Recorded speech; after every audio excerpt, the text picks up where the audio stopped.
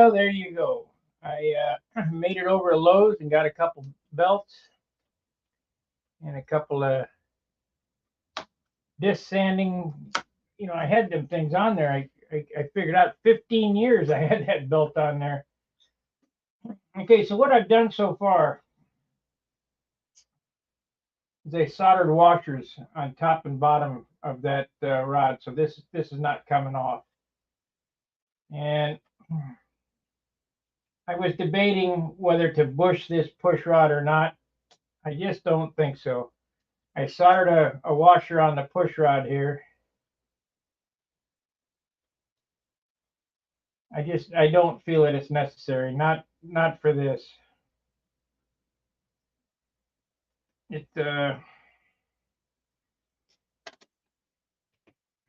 if it was one of the bell cranks that we make, I would have bushed it, but it really doesn't need it. I think this is Delrin. I don't think it's carbon.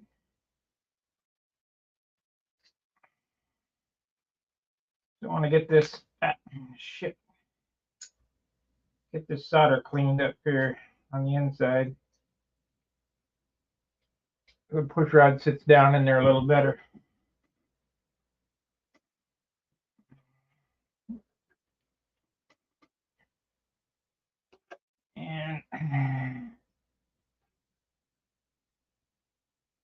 And the way I'm going to do this, I think it'll be just fine. It'll be fine.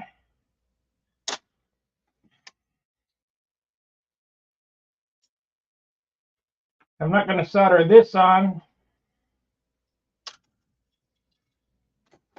I'm going to bend this wire to the exact length, slide this sleeve over it, and run CA down it. I just need to make sure everything clears before I start epoxying things together.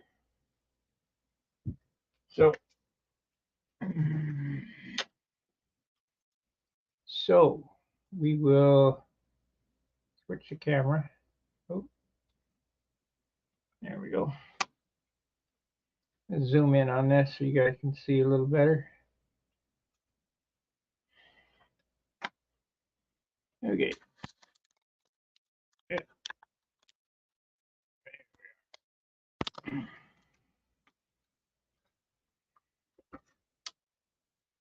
I got to get this done before I can really go any farther.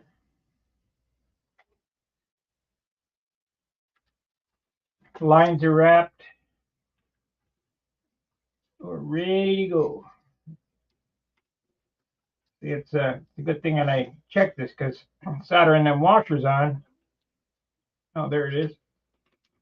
It's a tight fit. I have to sand it a little bit more to get it to go in there.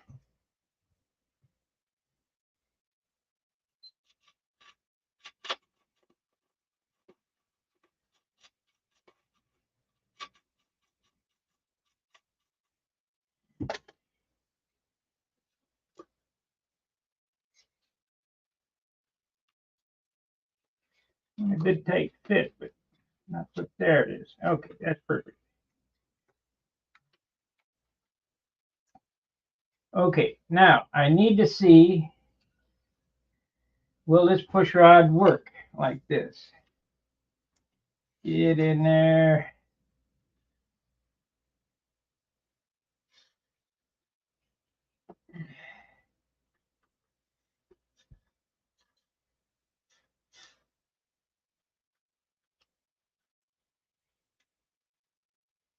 Let's see here.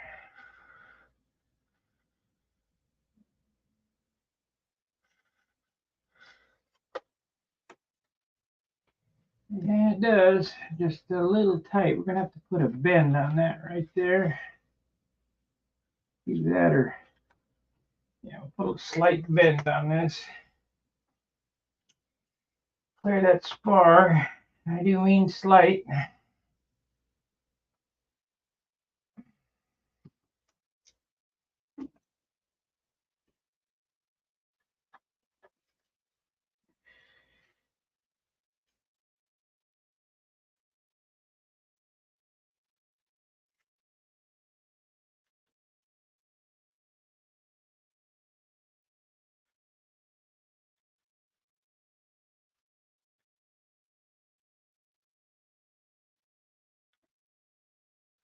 we go over just a smidge.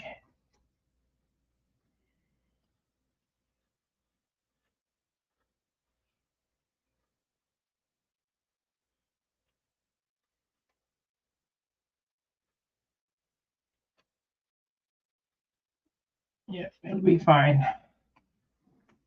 All right, so what I need to do now is glue all this crap together.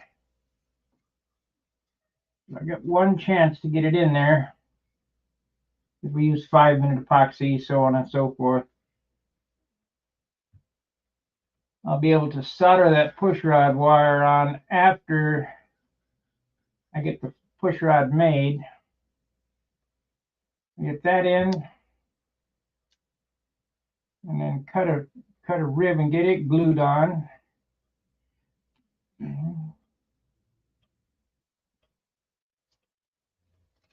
Yep. I think that's the kind right there.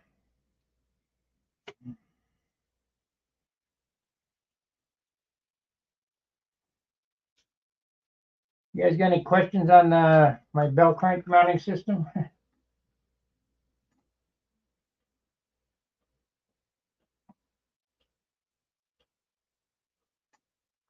I don't think you're going to pull that 1/8-inch piece of wire that's 1 3/4 inches long through that maple.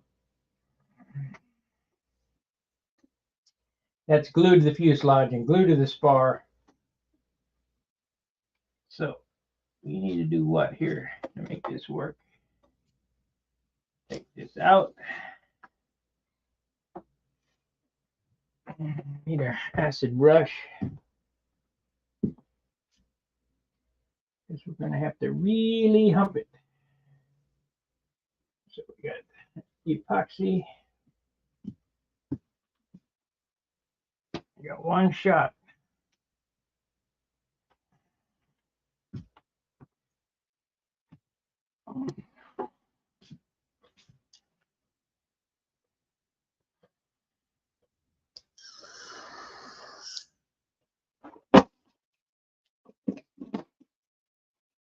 Come on.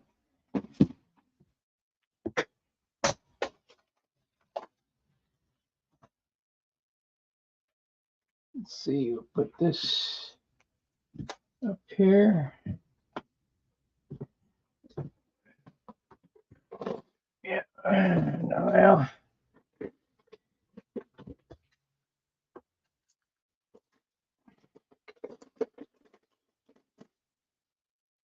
I could use this, maybe. Do I have an offset horn here? Maybe. If not, I'll have to make one. Nope. Here. Nope, that's the tail. Your slider. This is a junk horn.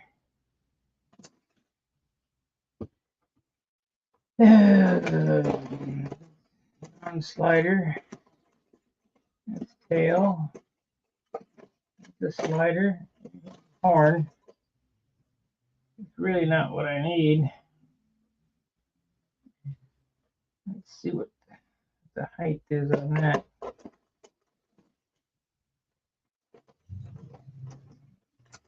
Here's a horn. That's a heavy mama though. Running low on horns. They're gonna have to make some up. Go for it. Yep. Hello. Running low on everything.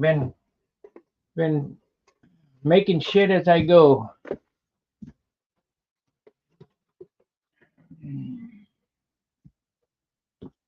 So I need to get a horn out. See where that is. They're in that box over there. Crap.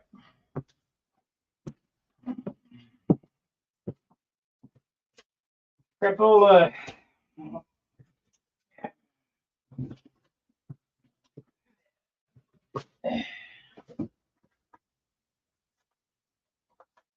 Okay. The tall mama there.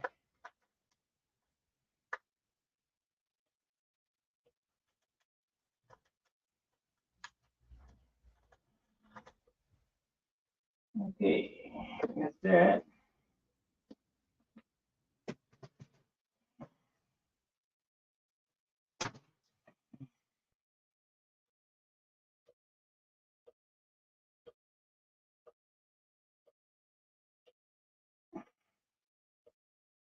This ain't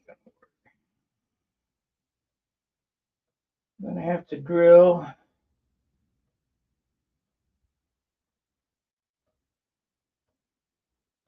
Have to drill that hole out so that it sits on there like so.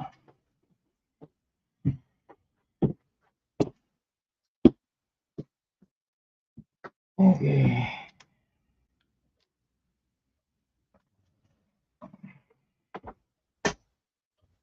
Inch and a quarter is where.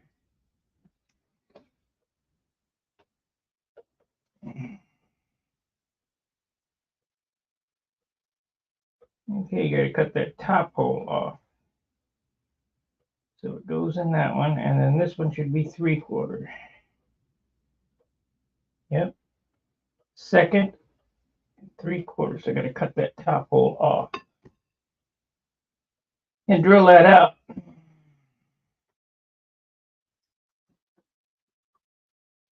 You just need to see where that angle of that wire needs to be. Hey, Steve. No, I haven't. Let me look. I just was informed we got plan updates. Okay, let's see.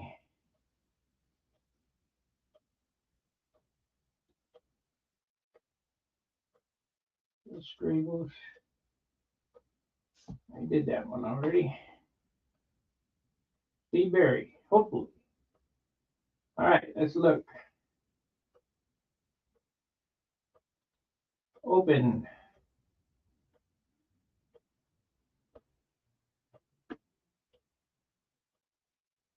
And let's see here.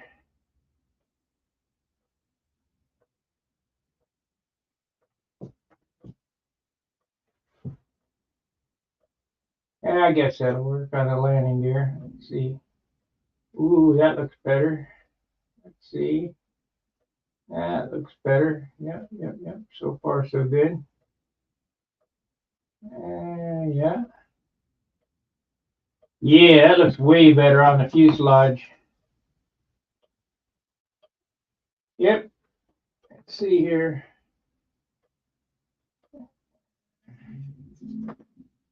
Landing gear. Length depending on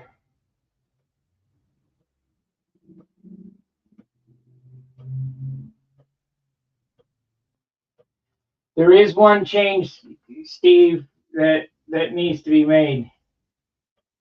That airfoil shape on the side view, it ain't quite right. If you put the I sent you the plan.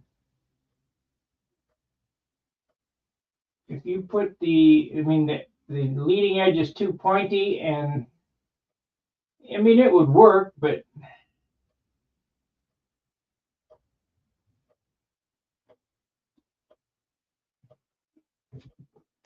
all right, we're going to share these plans. I'm going to show you what I'm talking about.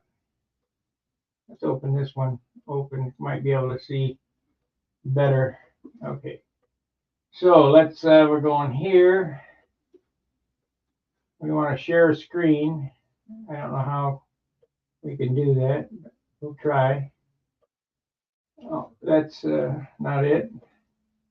We want to go to StreamYard to share. Okay, present.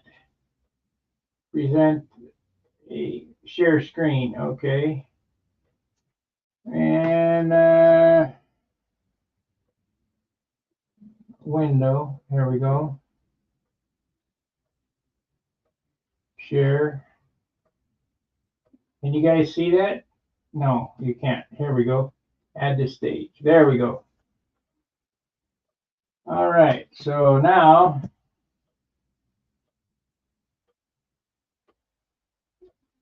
pull this over here. So if you look at the airfoil, the airfoil is, I don't know, it's a little pointy. It would work, but it's a little pointy. You look at the tip here, that's, I, I suppose that'll be okay. I mean, it all depends on what people want to do. It'll work. Let me zoom in on this.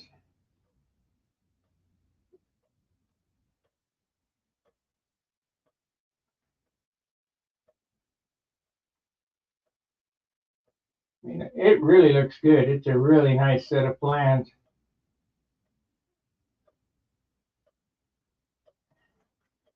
What does that say there? I'm going to have to go have a set printed out just so I can see them. Half-inch elevator fill from lightweight scrap. Yep, that's it. Yeah, that's good detail on the motor mounts.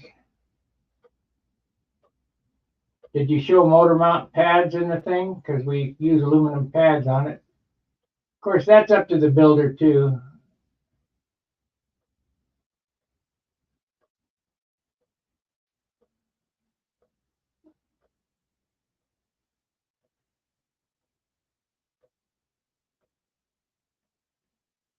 Yeah, you didn't show any motor pads, I don't think.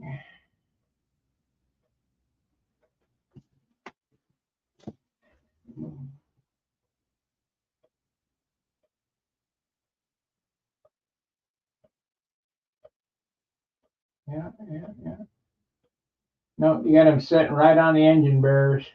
Or no, they got an 1/8-inch pad. Yeah, there's a pad there. Engine bearer comes there, and there's an 1/8-inch pad. That's good. Yeah, three-quarter inch prop spacer.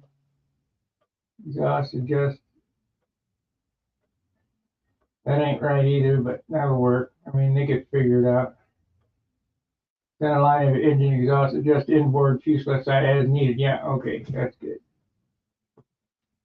If they cut on the plans that I sent, that line will end up on top of the exhaust stack on Super Tiger. So that's good. No problem.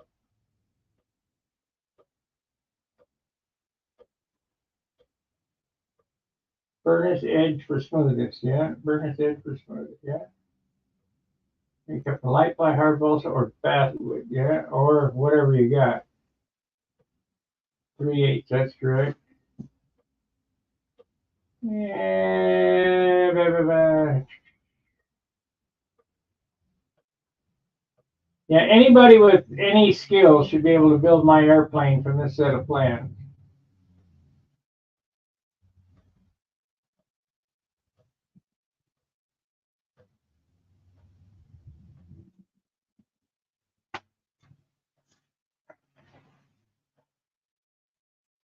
It's been a long road to hoe to get these. I'm just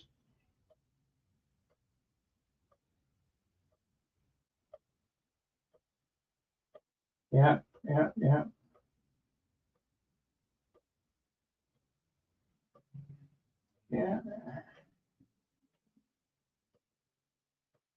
Zoom out a little bit.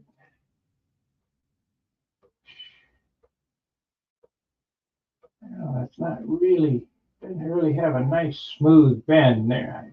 I don't know if that's just a program or whatever.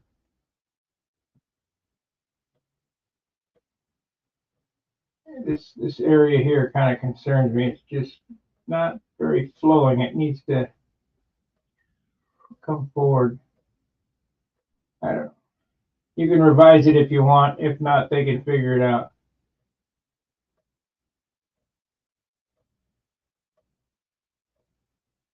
Yeah.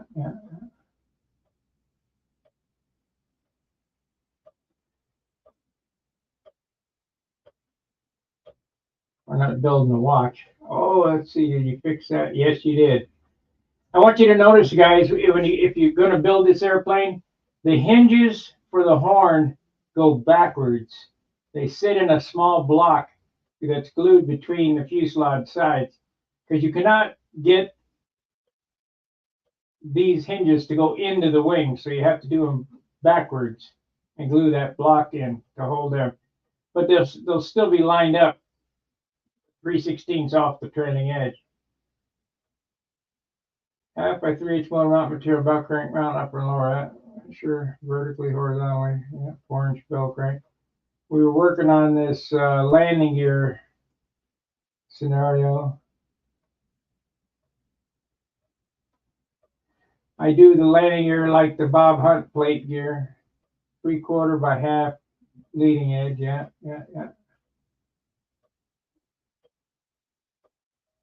Looks good, Steve. All except for the wing, the airfoil. I don't know. There's just something quirky about that airfoil that kind of trips me out.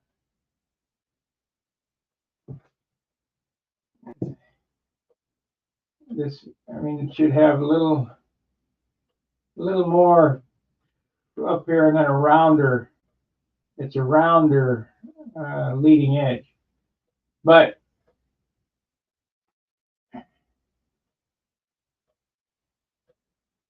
can be molar. Yeah, 16 to 3/38. Yeah, that's good. 1.5" for non-pipe, 1 3/8 for pipe. Yep. Yep. Looks good. Let's save this. And we'll save this final. You know what? We need to make a new folder for this. New folder. New folder.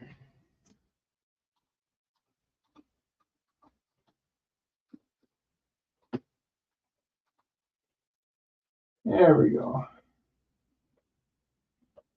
Save. Got two different sizes for they're 36 by 60 or 36 by 48, depending on the paper size. So you could take them to Kinko's or whatever and get them on paper. I don't know whether Steve's going to want to fix those.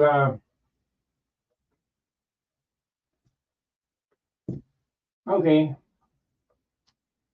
3/4 by 1/2, but that if you want to fix that, it'd be better if you make that rib shape. I mean, you got it pretty pointy.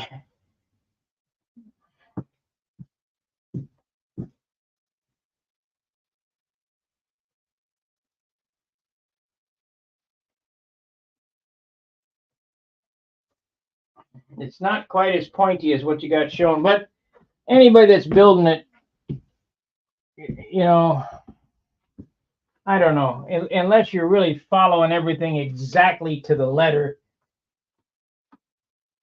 That airfoil is more, take a French curve, hold it up there and go, remember, it's the side of my shoe. And the shoe isn't shaped like that. More round on the front than, but they look great. They're a good looking set of plans.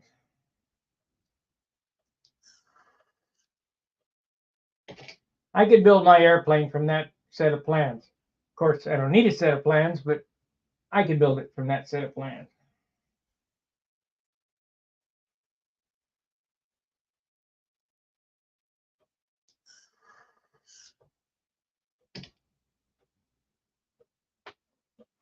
You guys got any input out there in YouTube land? What do you think of the plans?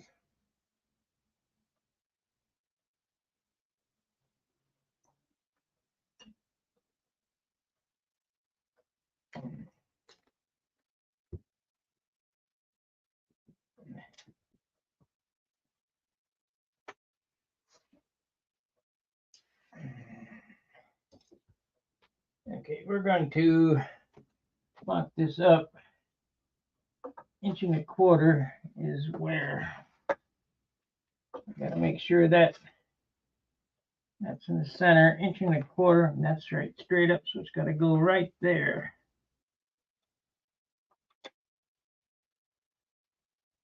push rod wire is going to come right there. Better have one more fit here before I glue it in to make sure it's going to work.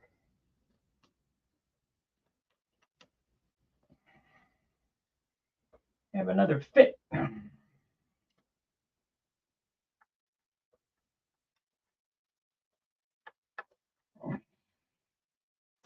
Might have to bend that some more.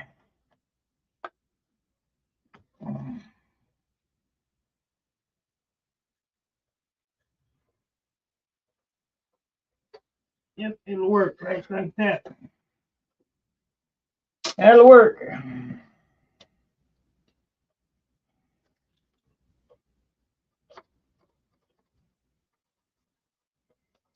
Okay, let's glue it in.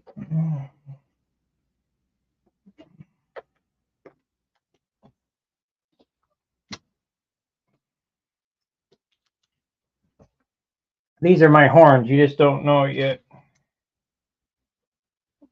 I'll put them in this bag.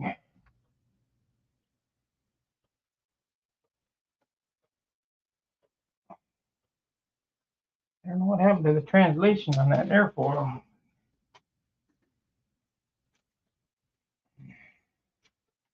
I'm sure CAD's harder to do than it looks. Pain in the ass. I can draw it. I could draw it fast.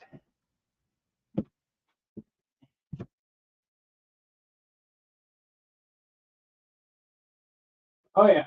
Yeah, oh yeah.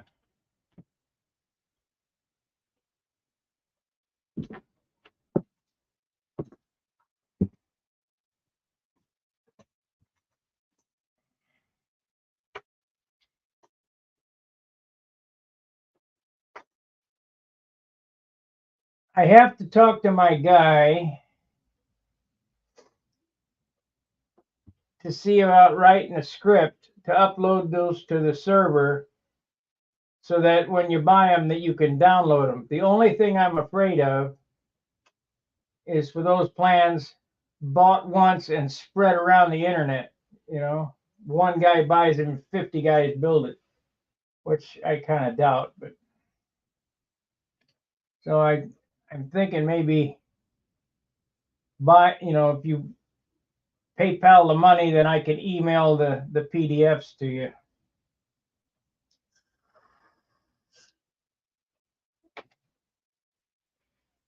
It will not be. Okay, yeah, all right.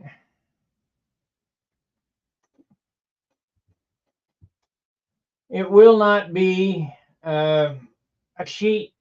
You know, you're going to have to take them to the printer and have them printed. It's not going to be a rolled set of plans or a folded set of plans. It's going to be a PDF. A lot of work's gone into them. I mean, here and with Steve, you know, so we'll just do what we can. Let me get an epoxy mixing tool.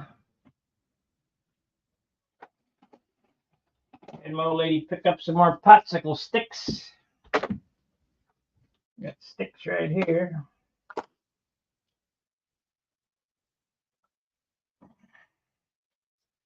Okay, the plan of attack is we're going to move epoxy down there, move epoxy on top here, move epoxy on this side, and put it in and clamp it. Let me get some clamps. Fuck up when you're looking for shit.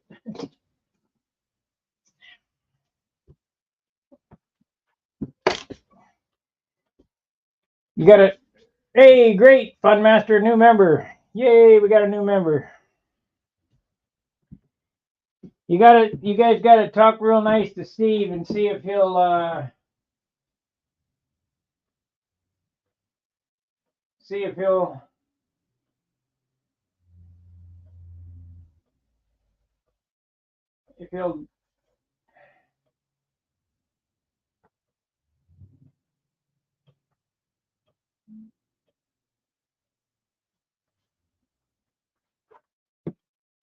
he'll draw a profile set of plans. I got a set of drawings already. You know, everything's drawn out. This time I drew it out first and then built it, which is abnormal for me. But because it's a smaller airplane, I wanted to do the figuring on paper instead of on wood.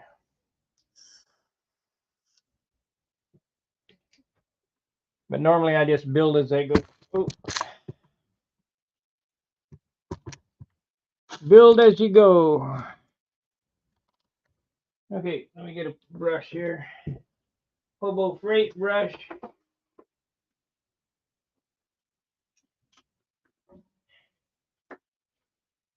got stainless steel screws there. Forgot I had them. All right. Okay, we got one chance and we got to make it happen. So, yeah. So this is the epoxy here. We got to make it happen. This is the hardener. There's the brush.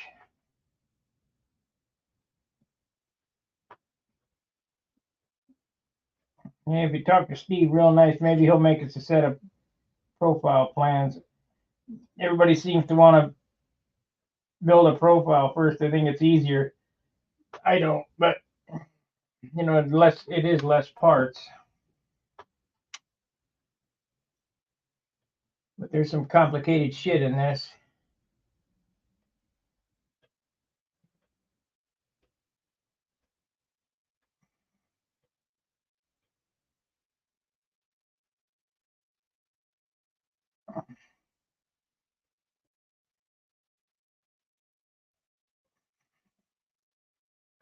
Okay, make it happen.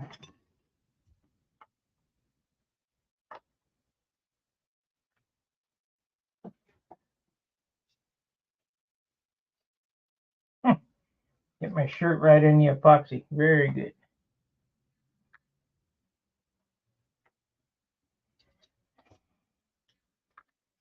So we're going to put this on here like so. Glue that up there like so. Glue along here.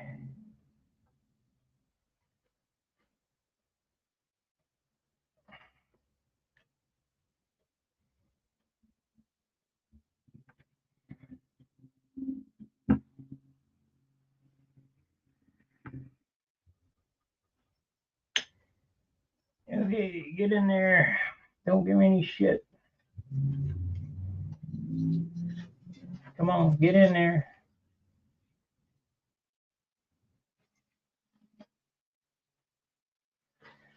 Slide it up to the mark.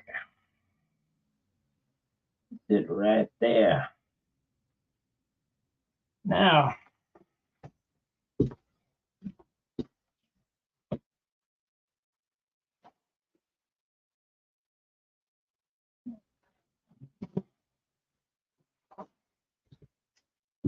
now.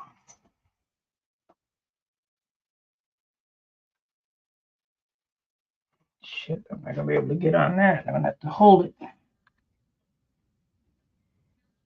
To hold it on the bottom and wipe off the excess glue. We don't need that on there.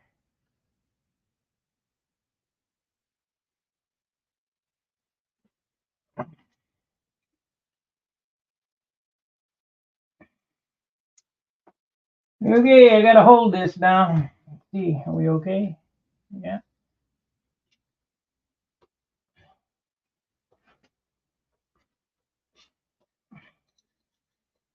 Yeah. Because it's glued to the table, I can't pick it up and put a clamp on the bottom.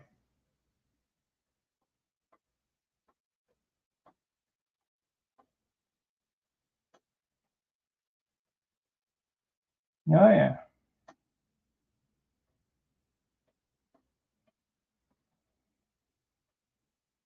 Oh yeah.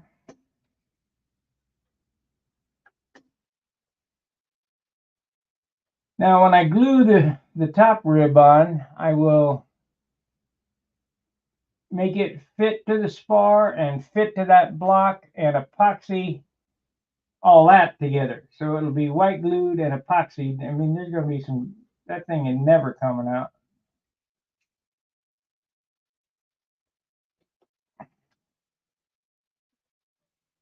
I got to sit here and hold it because I don't have a clamp to go on there.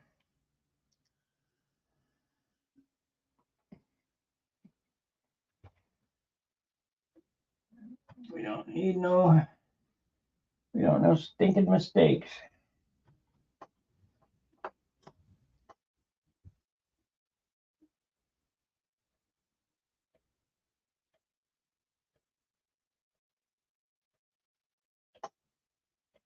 But you think it would build instead. Got cleaner lines. Yeah, Movest is nice, but this has the classic look, you know.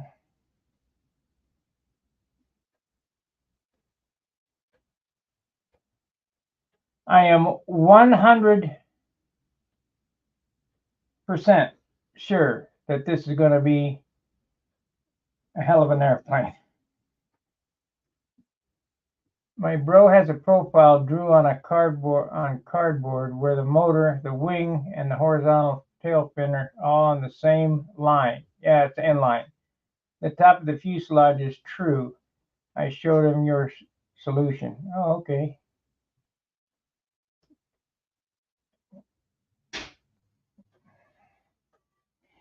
In order for this to be an inline, which wouldn't take much, I'd have to lower the motor 1/8 of an inch and drop the tail down to 1.5 inches in the back, and it'd be inline. I really don't think inline is a solution though, but some guys do. The reason being is you got wheels hanging down there. If you didn't have any wheels, inline would be perfect. So you need to kind of distribute the weight above and below the center line of the fuselage. So if the motor's up and the stab is up, that compensates for the wheels hanging down underneath it. But then again, I'm just a mechanic. What do I know?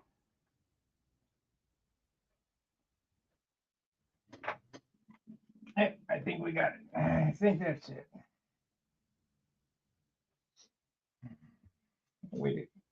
Wait a couple minutes more, and that should be the trick.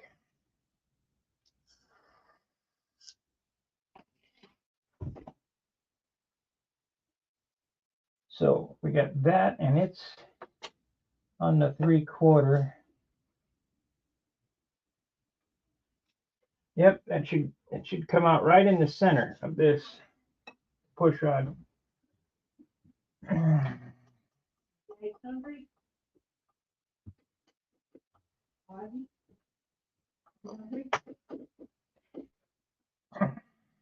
Yeah, like I say, you got to kind of, you have to kind of balance the lateral center of gravity. You know, I'm just looking at all ways to balance things. You know, just like the wingtip weight box from the center line to the center line of the bell crank to the center line of the weight box, all in a straight line. You know, I guess Igor, you know, he uses an inline option, and as I've stated before, anybody can win with anything if you practice hard enough. Some of them guys could swing a rock and win with it.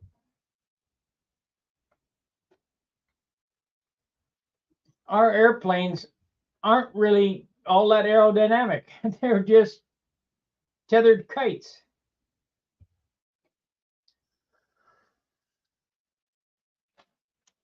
Not a big mystery.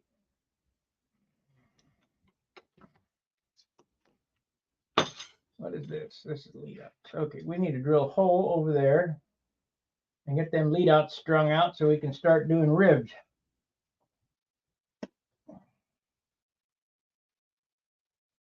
And them ribs will go quick. Let's see here. Let's drill a hole. We need a drill, hand drill. Hand drill of some type.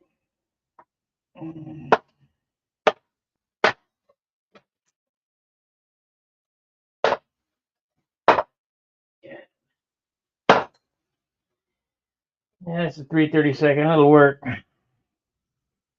So we're going to drill that. We'll drill it right here. Oh.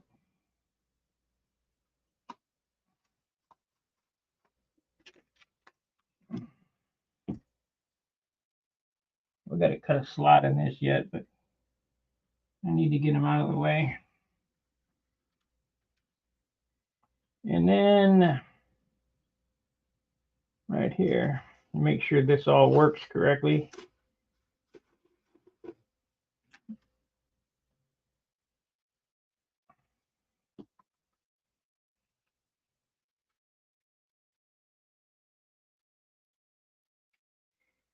You know, you got some guys, especially the aircraft engineer guys, will tell you, "Oh yeah, this matters. That don't make a shit."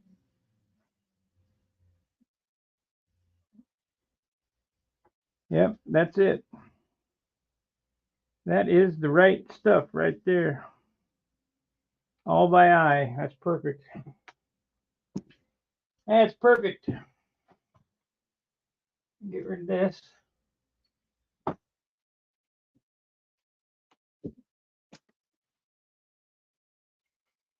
And get rid of this shit.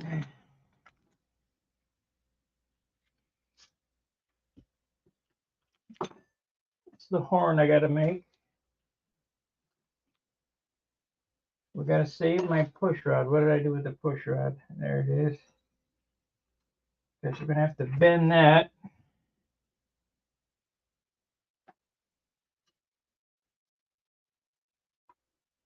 Oh, it turned out sweet. Perfect.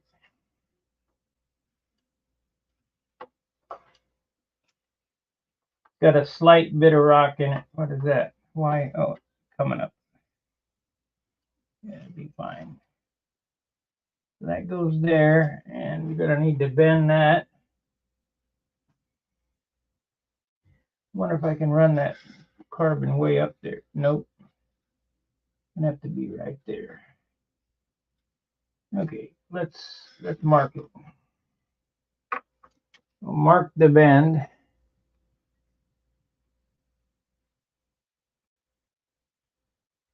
All right, we'll see you. Go for it. Take care.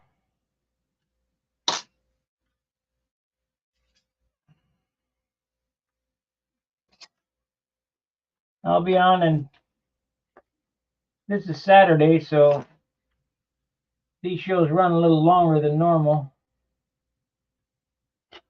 Okay.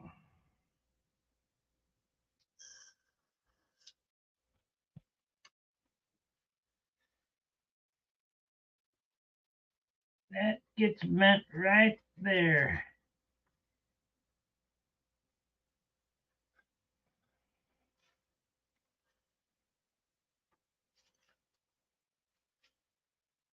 Right there.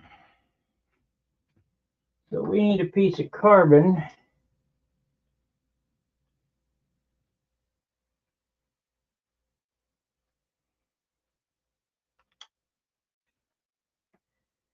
We need a piece of carbon that is how long? We got to make this look cool too. So we want to hold that back off of there. About that far.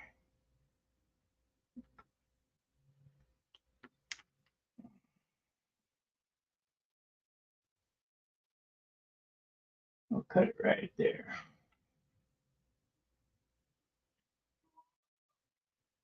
See ya. Let me zoom out a little bit. You're probably a little claustrophobic. Can't see what I'm doing here. 45 minutes in, we are.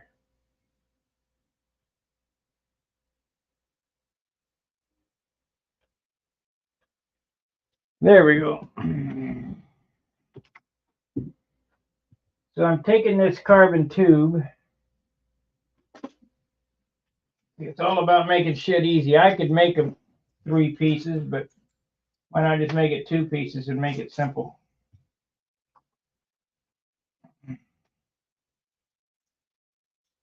Okay.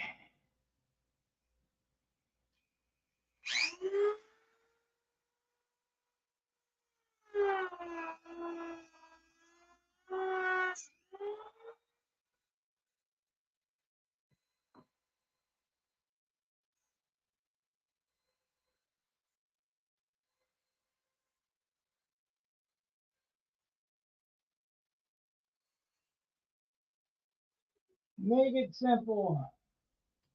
So put this on here like so.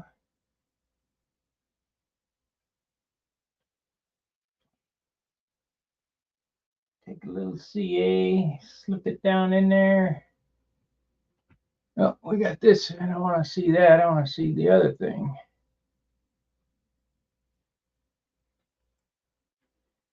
There we go. So that's at the bend. That's good. Take a little CA. Wick it down in there.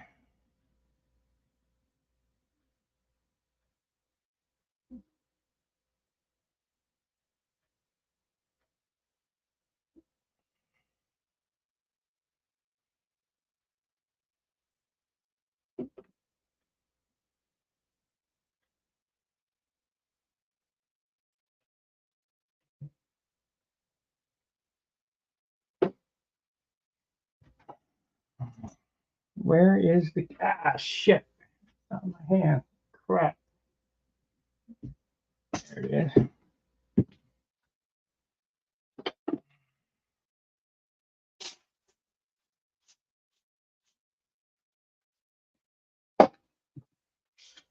Instant push rod.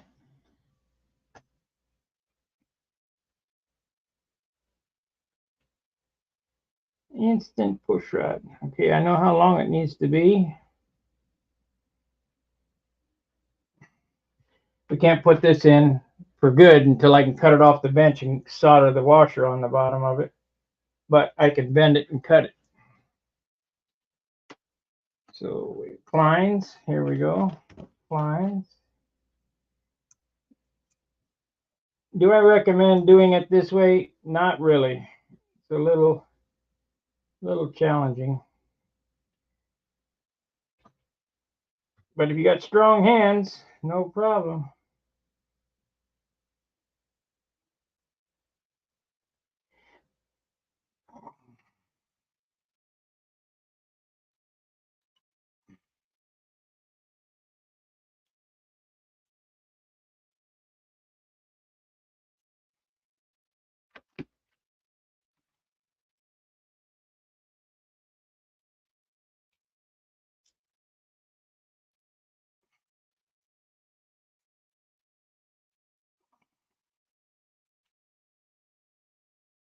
That's good.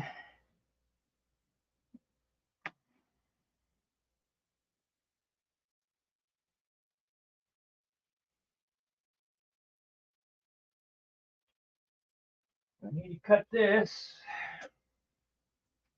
Get a washer soldered on it.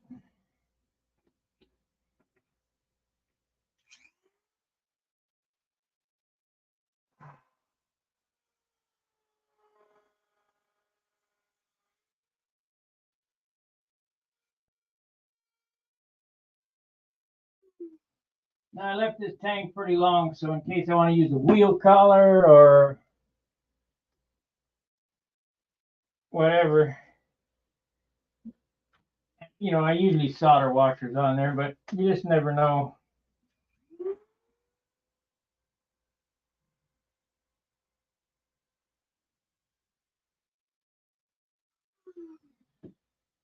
Gotta leave yourself a few options. So there's the push rod.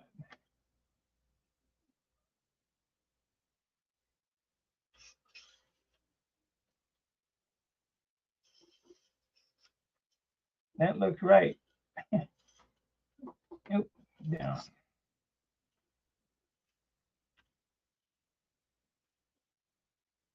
There's the dot. It's right on the dot. Okay, we can proceed.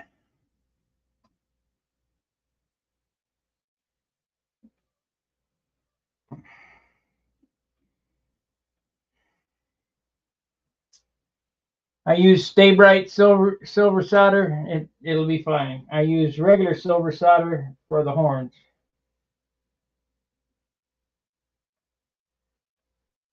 It's got to be put on with MAP gas or butane. It can't be done with a soldering iron.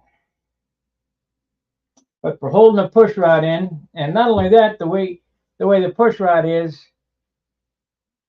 you know, sticking out, it can't fall out.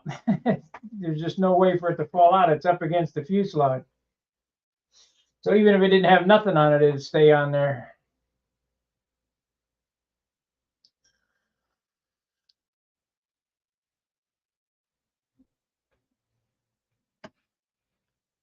I don't know what the tapping command is. Shit, I'm old. I don't know shit. What do I know?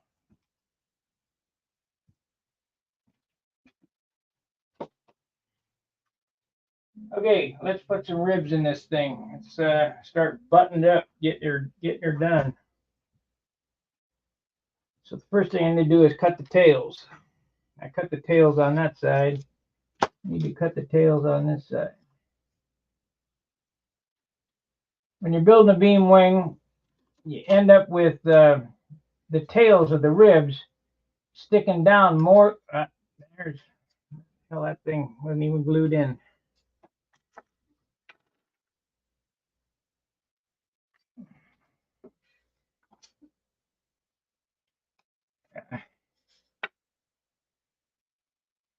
Remind me to sand that because it'll be some glue on top of there. You end up with the tail sticking down more than 50% of the leading and trailing edges. So you just take a knife and you cut those tails down to the center. And then when you take your second rib and put it on, it just goes right down to the tail and you glue them together. You don't have that problem on the leading edge because the leading edge is 1 inch thick, but the 1/2 inch, you do have that problem.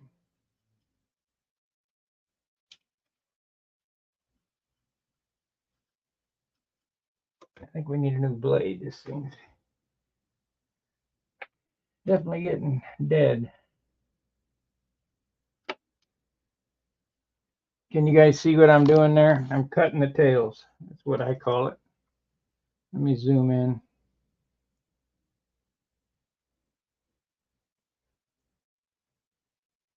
So yeah, you come in here, you cut it down to 50%.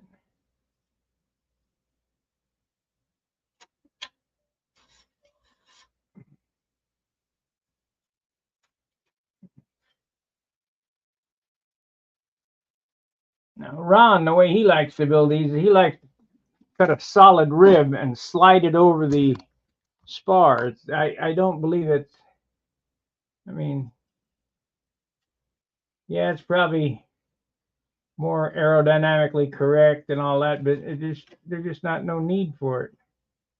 We're not building a spaceship. We're building a control line airplane. So that's 50% there. I already did the other side. Now I got to see what I got for ribs. I had a whole stack of them. I might have to cut a new set, depending on how they sit on the spar, because these were the thin ones. We shall see. Each one is hand fit. Yeah, them will work. That'll work there.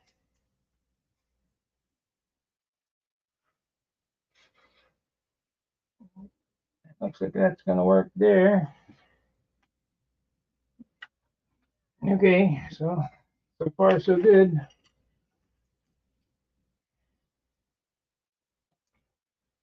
Let's zoom out so you can see what I'm doing.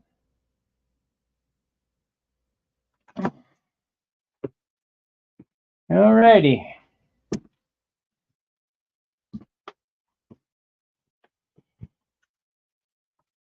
Now you don't have to do any measuring or any plotting or whatever on the second set, because all you have to do is match the bottom. So all your work should have been done when it was upside down. So we're going to need this stick. I don't need these anymore. Get these off the bench. Drop them anywhere.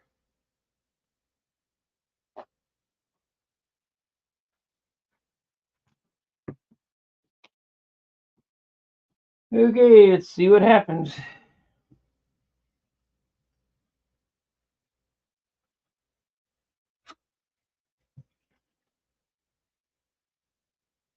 Now because you tailed cutting the tail on the other side, you're going to have to cut that angle on this one that goes in there.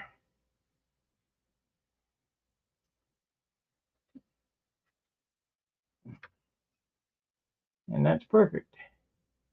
Perfect.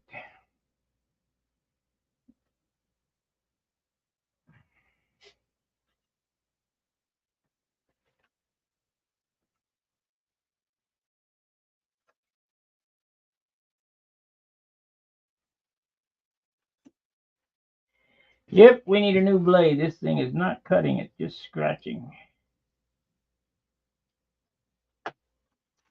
Cut the tail.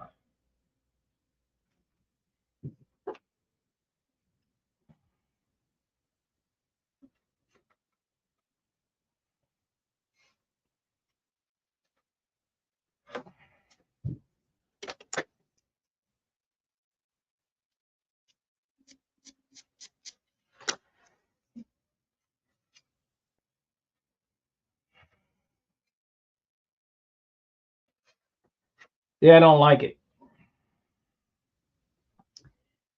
The reason I don't like it is these thinner ribs are not touching that spar. So I have a thicker rib here, and I'll show you what I'm talking about. This is the 3/8 rib. We're going to have to do that to that too. We're going to have to cut a new set.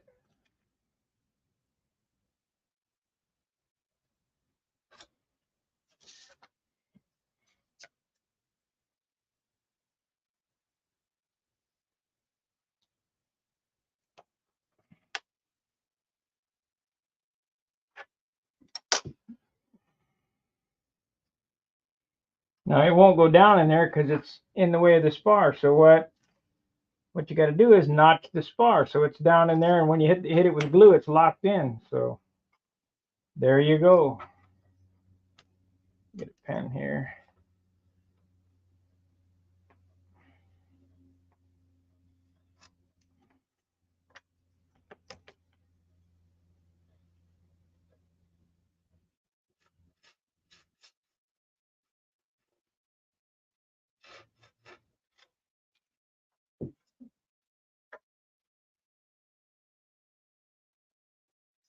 That is perfect.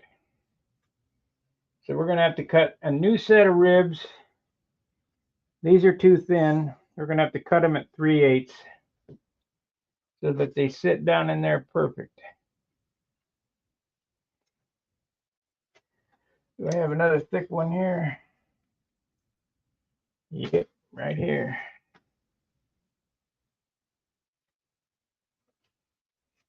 Let me get a new blade on this. This thing just scratching. It's not cutting anymore.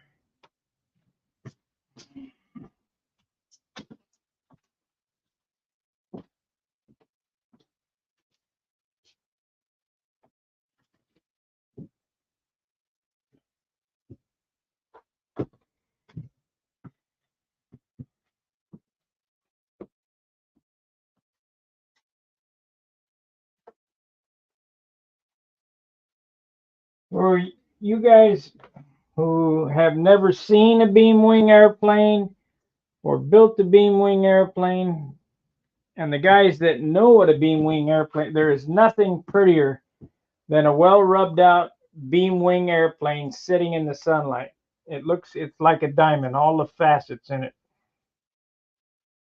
They're just beautiful. You ask yourself, how did that guy do that?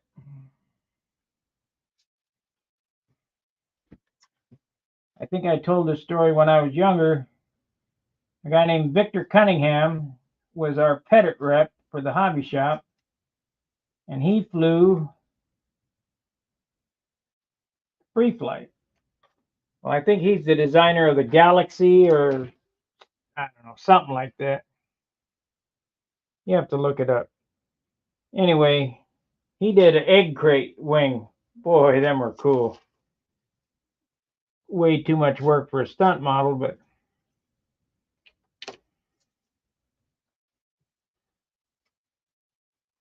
super strong and super light.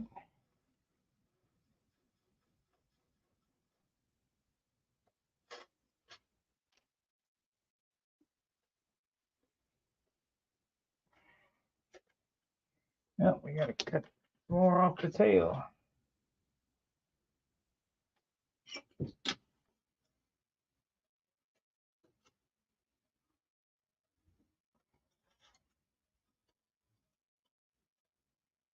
That's it right there. We need to cut a little more off the tail.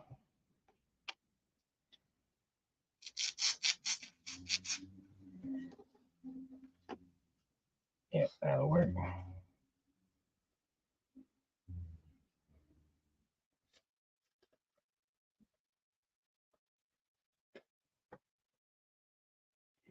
So let's glue it. We've got 2 in there. We only got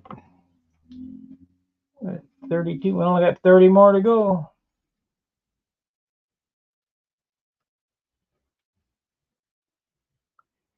Then I got to sand them. Then I can cut it off, turn it over, and do the landing gear. Let's see, do I have any more thick ones in here? Nope, these are all thin. So we need to cut a new set of ribs. So how many I need? 16, 17, 18, 19, no, 17. That's what it was. 17, 18, 19, 20, 21, 22, 23, 24, 25, 26, 27, 28, 29, 30, 1, 2. That ain't right.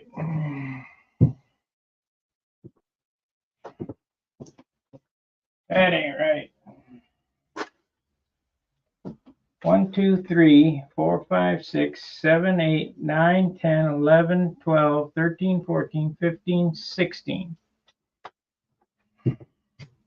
17, 18, 19, 20, 22, 23, 24, 25, 26, 27, 28, 29, 31. 31. I got to do 31.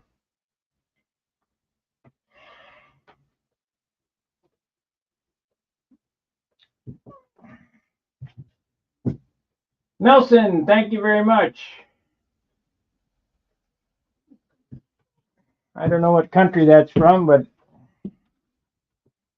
we're in there. I hope you guys are getting something out of this. Oh, I guess that's a euro. So we need 31 ribs. So we're going to have to figure that out.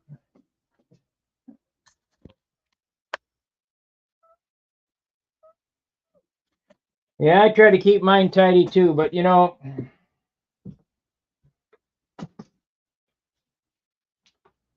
this is a workbench of productivity. Just throw the shit down there. We'll get it done. We'll figure it out. Clean it up after it's finished.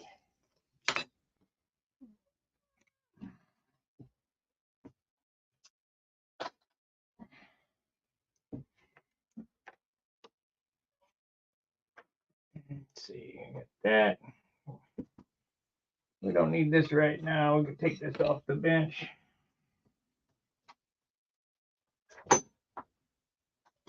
Set this where? Set it down here. Set it right there. Got it.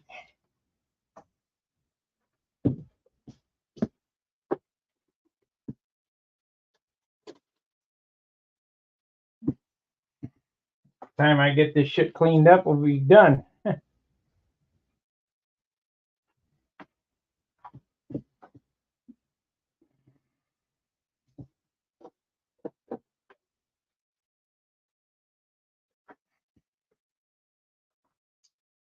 You guys got to admit, I'm pretty damn fast at this.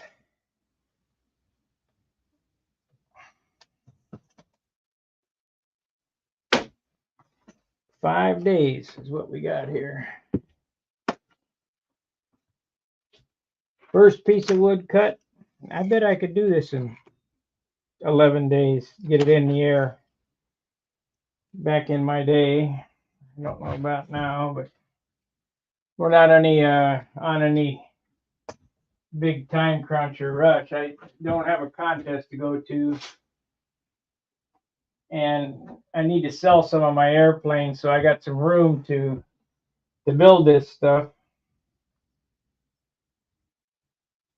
I don't know how much wood I got left over there that's usable.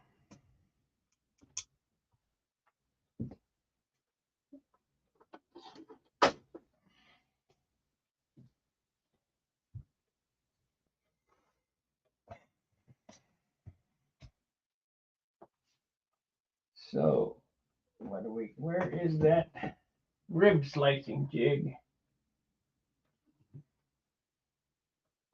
It's not there. These are the bottom. Get rid of this. We don't need that. Need that. Where is that? There it is. It's over there.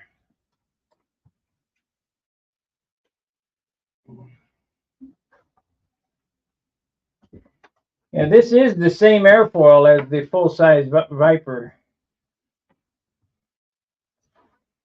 It's just an inch less cord and 4 inches less span.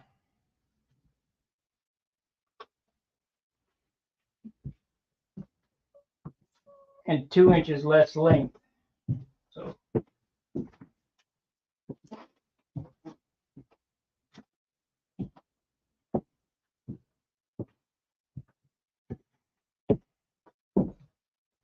I might put wheel pants on this one just because it's, you know, it should be light enough that I can get away with it. And who cares at this point anyway.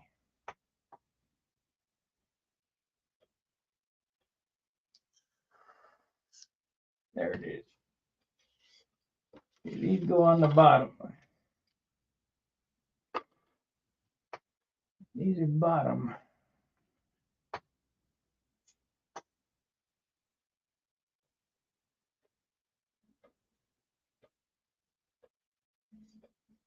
I gotta make 2 more of these for the top.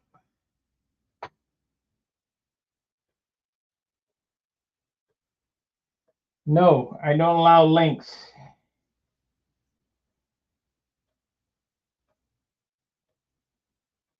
We had a bunch of spammers come in here and try to post porno links and stuff like that, and I'm not putting up with that crap. So we just take it away from everybody, and that's it.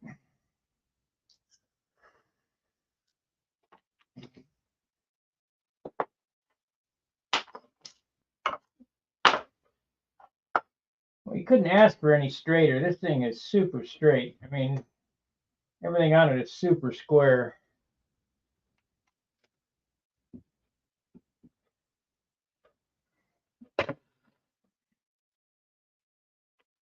Super square.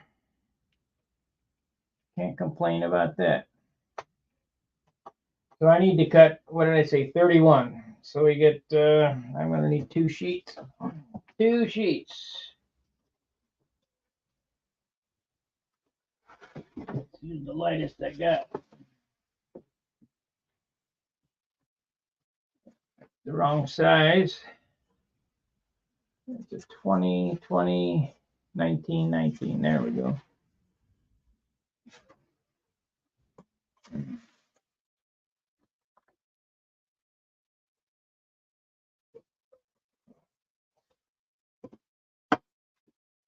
Yep.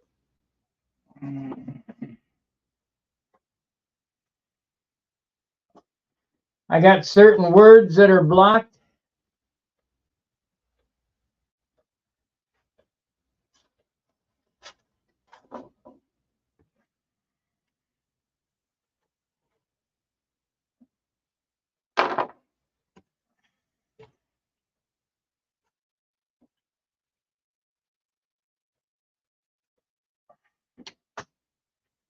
What did I do with the square? I need the big square.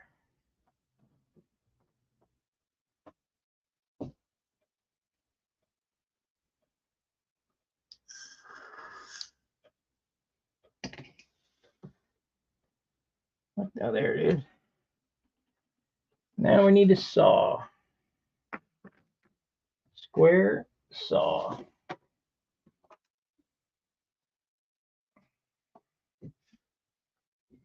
I'm getting excited now. It's starting to come together. So we need 16. I think I get about 15 out of the sheet.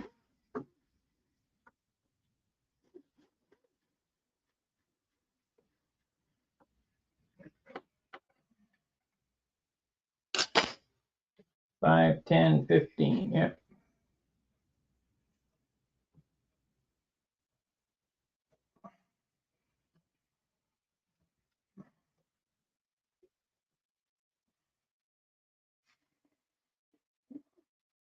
Well, I sure appreciate you guys hanging out with me.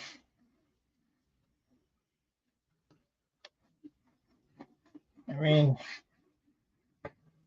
I wish I could cut two at a time. You just can't. You got to do them one at a time.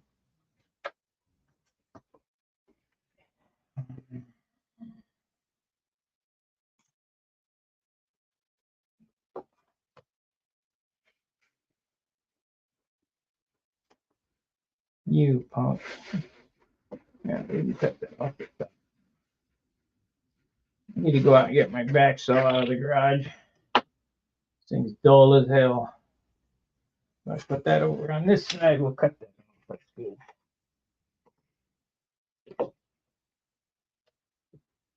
You dog.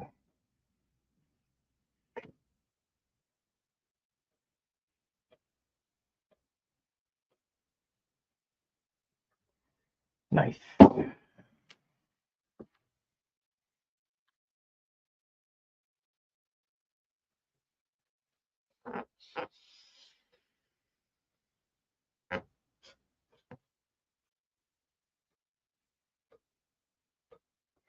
No good. What am I doing? No good. There we go.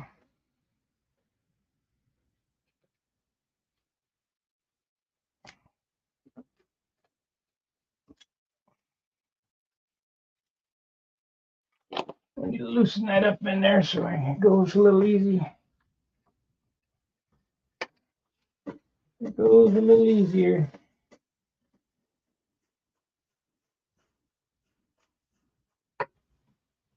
Let me hide that so you guys can see what I'm doing.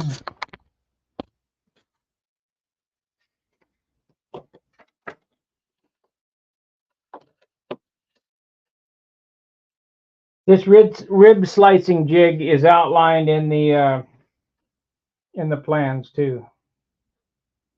How to make this. I mean, it's really nothing. It just, you don't need it. It just makes it easier for me to make sure they're all the same. You don't have to think about it. Just push it up and run it to the stops.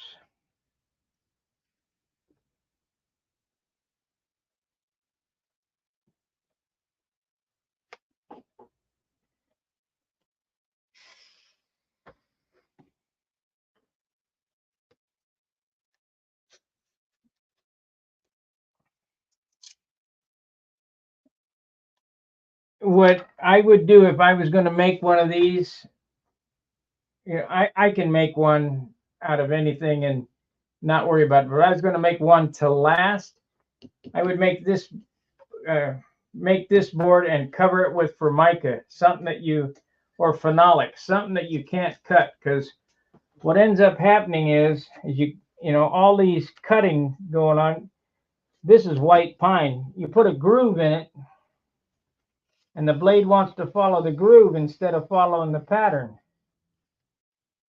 So, you know, when you're thinking about it, say, well, how many of these am I going to build? If you're going to build more than one, I would make this a better jig. If you're going to build one, white pine will work, or plywood or whatever.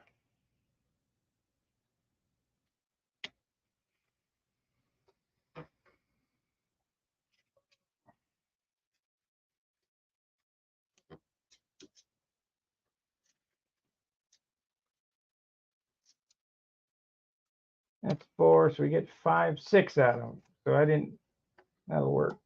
I get 6 out of it. 6 out of a sheet.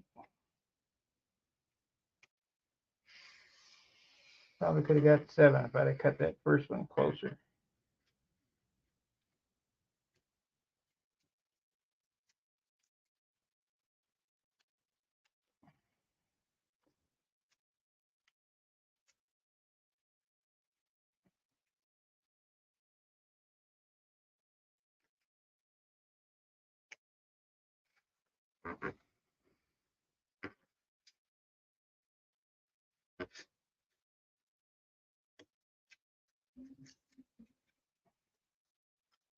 Three and 3 is 6. So you get 6, and save these for the tips.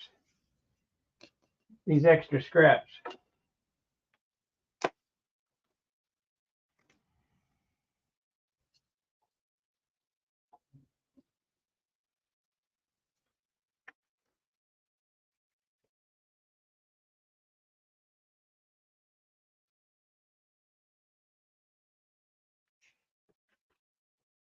Maybe we'll get 7 out of this one.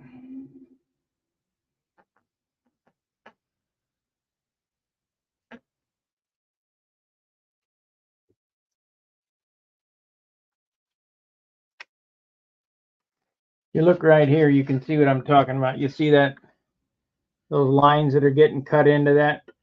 The knife wants to follow that line. So if you can get something like even sheet metal, but then your blade would go dull. I don't know. You're gonna have to get something that's maybe a self-healing mat, you know, piece of self-healing mat under there. Yes, the ribs are the same thickness as this. This is the Viper wing template here.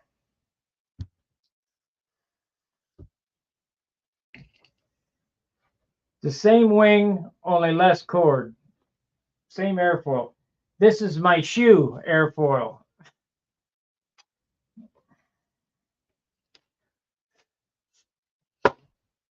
That's been used a million times by me. You don't need no stupid rib plotting airfoil program. That's all BS.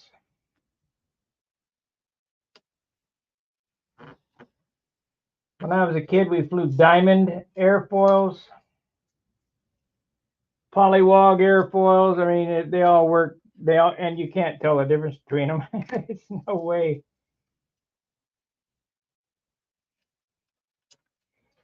What happens is the top guys will say, "Yes, you can. I can tell." No, because they want to sell their merchandise or whatever. But this airfoil here, made with my shoe, is a pencil width away from an SV airfoil. What's the difference?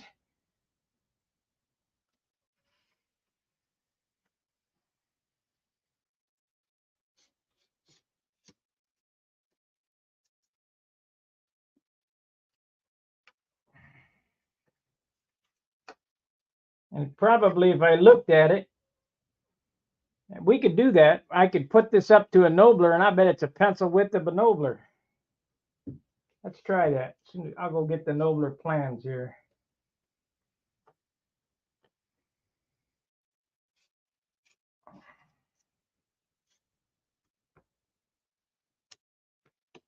Now remember, this was made with my shoe. I'll go ahead and cut this set, and then I'll drag out some plans, and we'll look at them.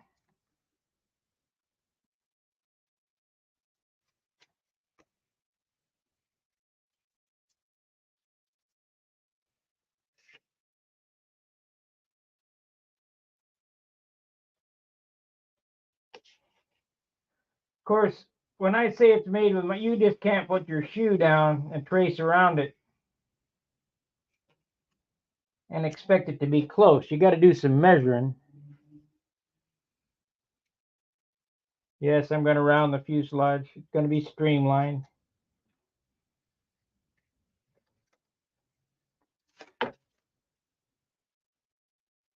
You wouldn't expect anything less, would you? Ain't no way I'm flying a boxcar.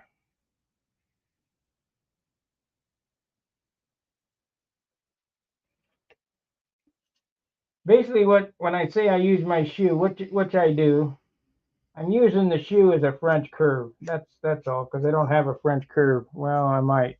I haven't seen it in a while, but I keep getting this little tang on the end there.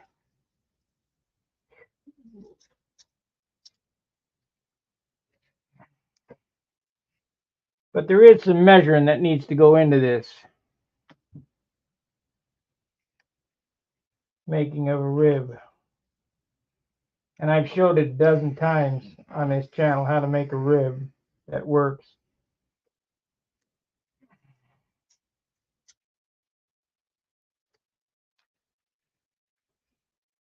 One more, and then we'll get the plan set, and we'll see how close this is to a nobler.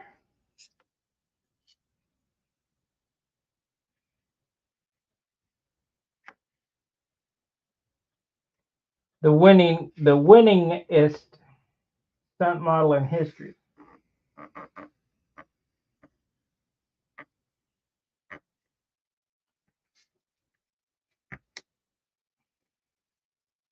Everything we fly is basically a big nobler. Okay, let's get a nobler plan.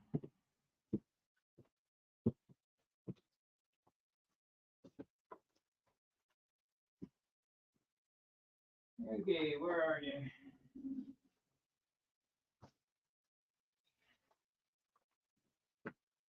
We are right here.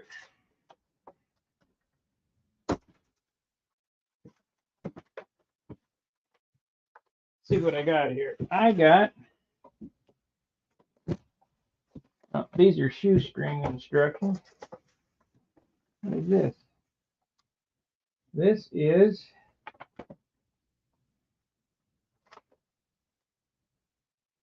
This looks like Magnum. It is. This is Magnum, which, okay, this is a Magnum, Sig Magnum. There's the airfoil right there. You take this right here, and you place that right there. Just like I said, pencil width. Not even a pencil width. It's more like exact. Now, so, and I haven't seen these plans in for ages. Now let's get a nobler plan.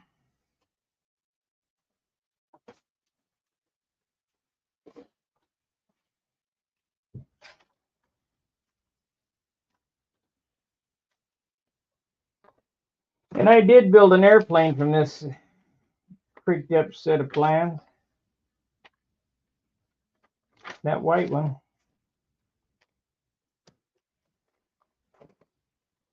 There we go. Well, we're not going to get a side view of this yet. No, just the top view. I don't have a side view yet.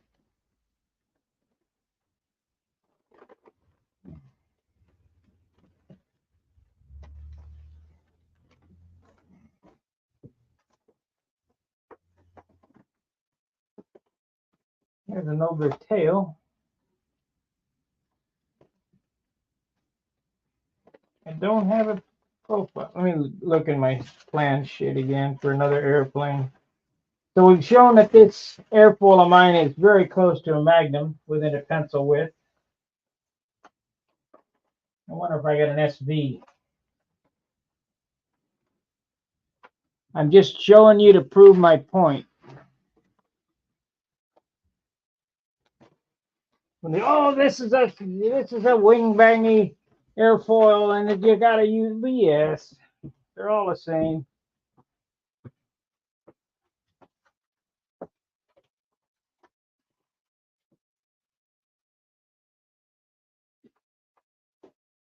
See, what is this?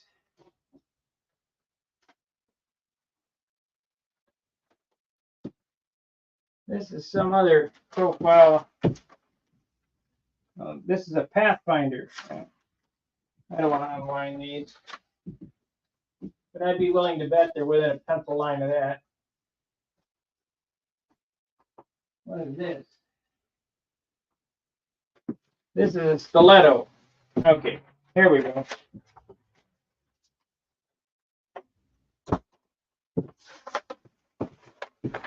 This is a stiletto set of plans. There's the airfoil. Of course, this airfoil here is very pointy.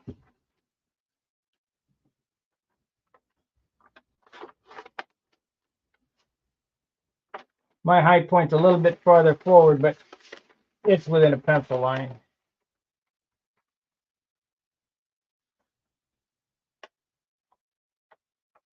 Yeah, it's about a 16th on this one. That's pretty thin airfoil.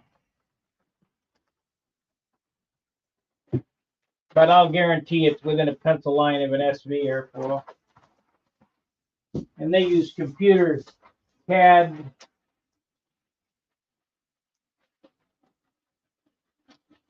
This airplane, everybody likes it. I don't think it's much. Kind of a boxy. I usually get a set of plans not to build the airplane, just to study it. Let's see, what do we got here? What do we got here? This is a Geo XL. Let's look at a Geo XL. Well, this is a thin wing too. We'll look at it anyway. This is a Billy design, a Geo XL.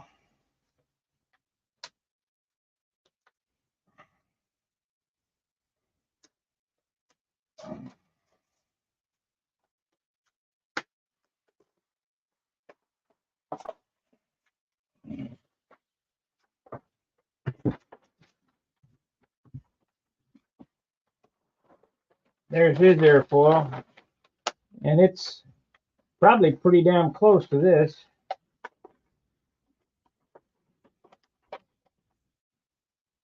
How about, yeah, it's within a pencil line.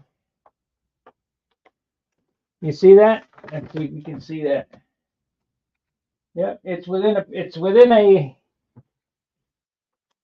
pencil line. If I drew this on, it would be the pencil line off.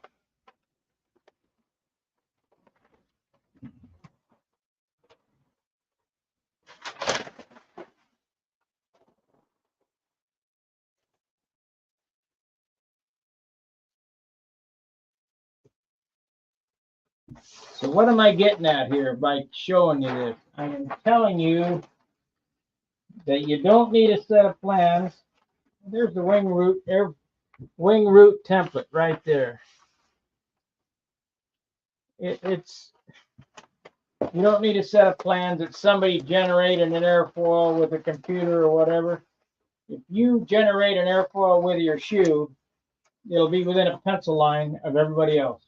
And there ain't no way you can tell the difference how they fly within a pencil line.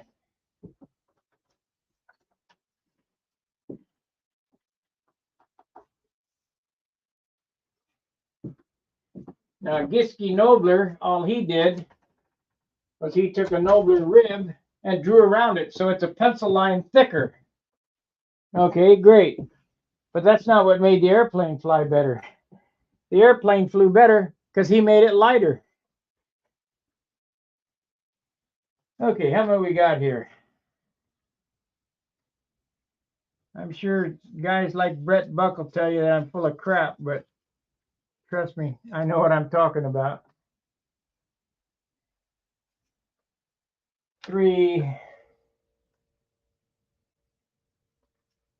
5, 6, 7, 8, 9, 10. We need 3 more to start this wing to 10. 1, 2, 3, 4, 5, 6, 7, 8, 9, 10, 11, 12, 13, 14. We need 2 more for this side. I will just cut them all. What the hell?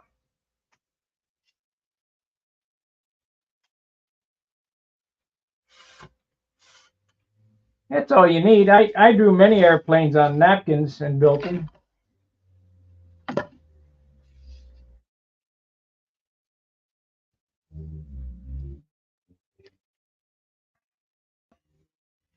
I don't know if you guys remember, I built that MC-72. I just took the 3 view off the internet. I built the fuselage to exactly the same profile as the MC-72. I drew an airfoil with my shoe and made the numbers where I think would work. And it's fine. The only thing I didn't like about it was electric, so I sold it to Bernie Trent.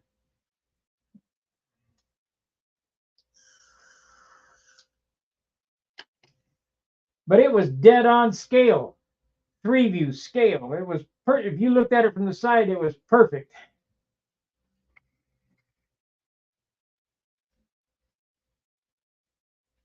That's the fun of building to me, to test your skills.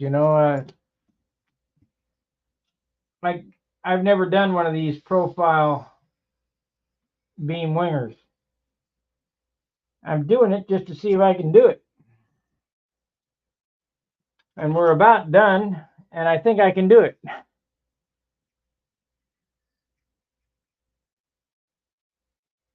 You're right. I would hate your electric stunt plane. Let me tell you the story how I got wrapped up. I built 6 purpose-built electrics. I was at the Nats one year.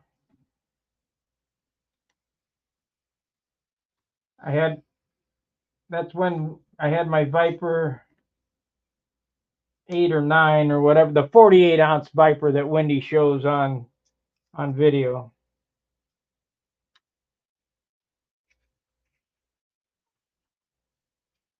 And it had a PA65 in it. It flew great, and I'm always looking for more power, more power.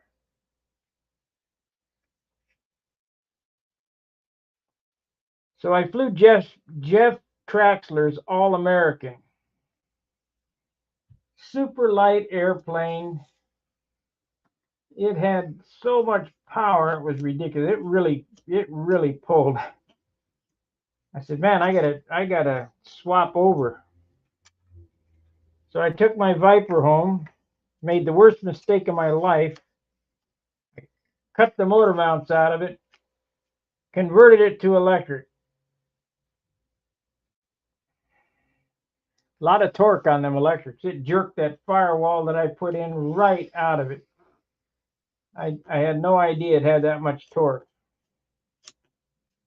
And I had it in there pretty damn good too. Steve still got the wing. Anyway, so I said, okay. And it flew okay. I mean, it seemed like it had enough power. I said, okay, I'll build me some crossfires. So I built 4 crossfires and 2 VIPERs with electric motors. You get to flying them things, you can't get them trimmed out. They hunt. Then you get to the end of the pattern, they're out of batteries. There's just no power. I said, this ain't for me. So I give up on electric. And please don't tell me your electric airplane has power at the end of the flight, because even Orestes doesn't have any power. the end of the flight. You can watch it go over the top. They think it does. They tell you that it does. But it sure don't look like it to me. But if that's what they want, that's what they get. I know I'll get some hate mail over that thing. Seems that I could never get my electric airplane to quit hunting either. Has something to do with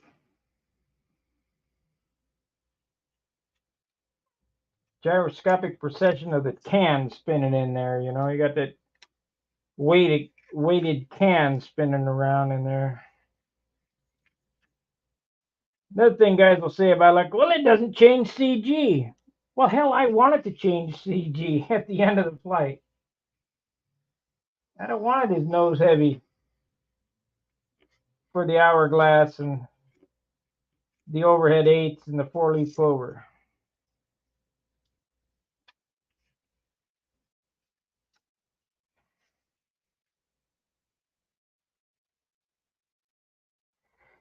But that's personal preference. If you like electrics, knock yourself out.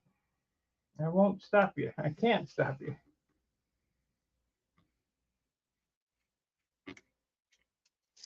That and the biggest problem with electric is, let's go flying. No, I got to charge my batteries. Okay. And they say, let's go fly. Let me grab my can of fuel. I'll be right there.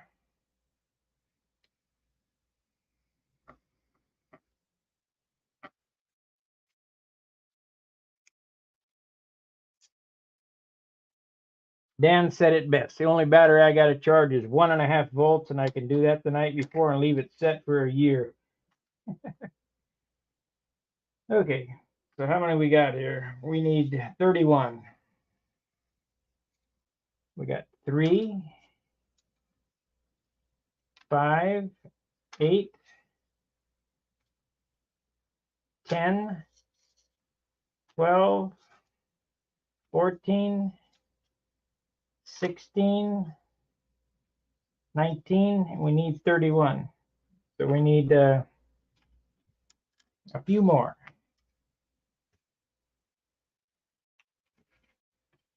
Just a few more.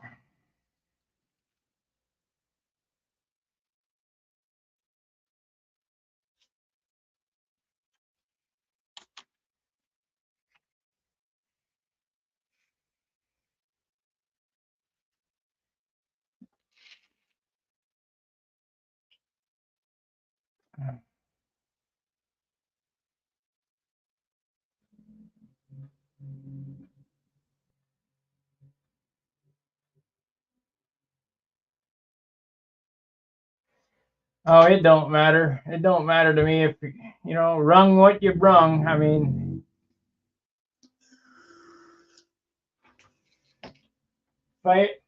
I'm getting beat not because of my airplane. I'm getting beat because I don't practice. If I ever feel I'm getting beat because of my airplane, I'll build whatever it takes.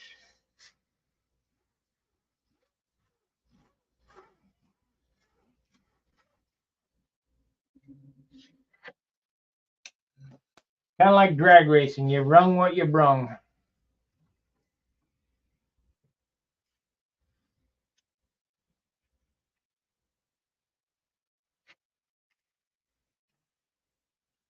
You know, this is not a flying AMA stunt is not a flying event. It's a modeling event. It's around, you know, how good are you with engines? How good are you with design? How, you know, because an F2B, but it's by Yatsenko.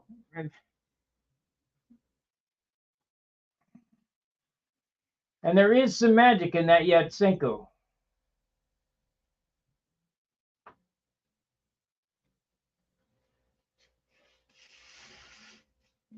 Well, that Keith Renkel I don't know, maybe.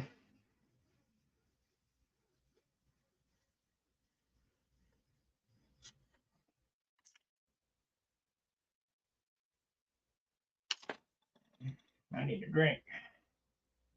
We've been on 2 hours now. Still ain't got nothing done. You got the bell crank in it. We'll stay on to 7. I think my dinner will be ready by then. And I may or may not come back. I would like to have all this rib business done tonight.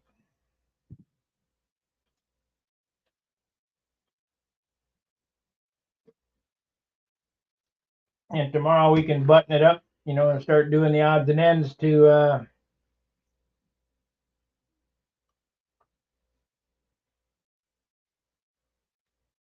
yeah, that Max B, you can get a set of plan for that Max B. I don't like it. The nose is way too, the whole thing is way too long. The clock time is ridiculous.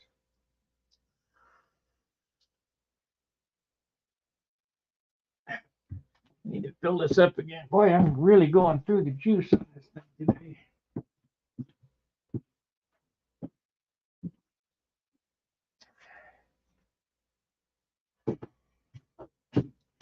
See, I thought 10-inch nose was long. It's got a 12-inch nose.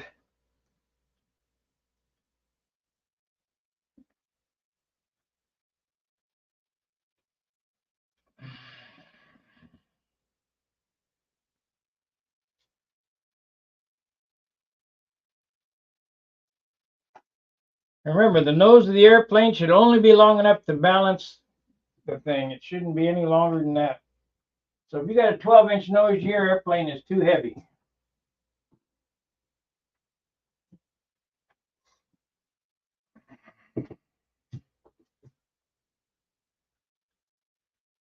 Well, send me a picture. I could build one, I'm sure. Send me a picture. Give me some numbers. I'll tell you whether it'll work right or not. And as stated, anybody, and especially the top guys, can make a toilet seat fly if they swing it around their head because they practice with it so much. It's not the airplane that's making those precision moves. It's the guy wiggling the handle. And those guys at Orestes and Walker and Fitzgerald and them guys, I've never seen Igor fly. I mean, I'm sure he's good. But them guys wiggle the handle more than anybody else. So that's how they got good.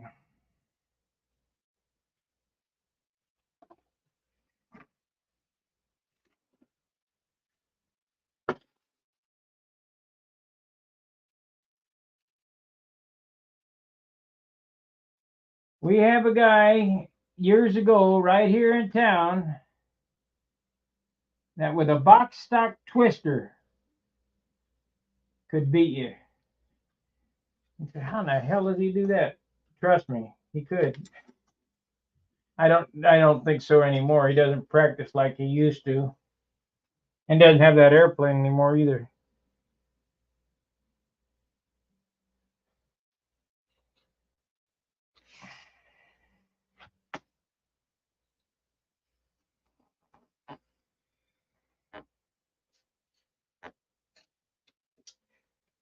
So it ain't the airplane, it's the guy wiggling the helmet.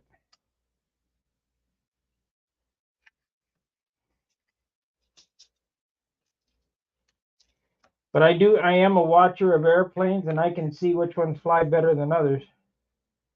It's nice to use your creative mind to try to get an edge, but there really isn't one. Just who's practicing the most? Who's got the best coach?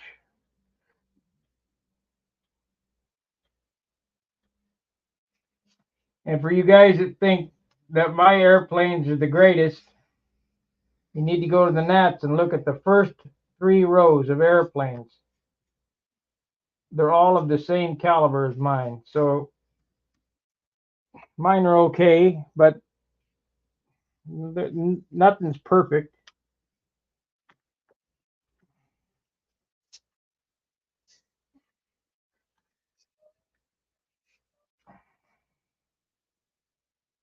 First 3 rows of airplanes at the Nats look exactly like mine.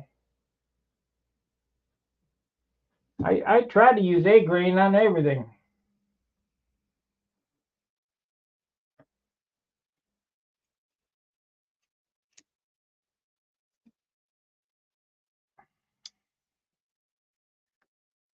I use baseball bat wood on this. I milled all this lumber on my table saw.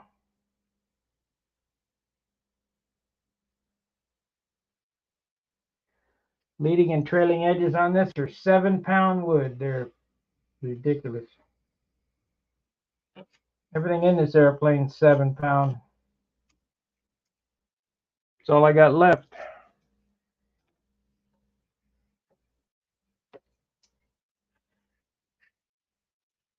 So that's 3. We need 11, all right? 3. This is 4.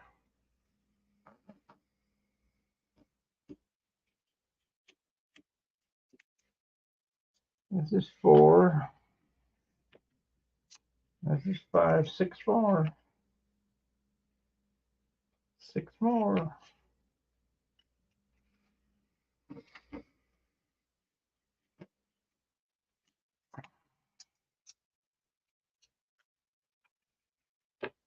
I'll cut them 1-inch ribs. Hey, Frank.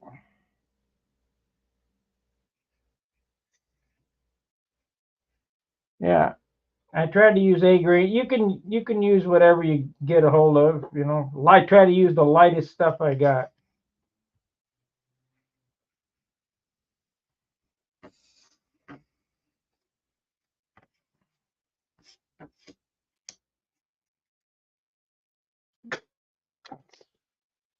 Six. We need 5 more.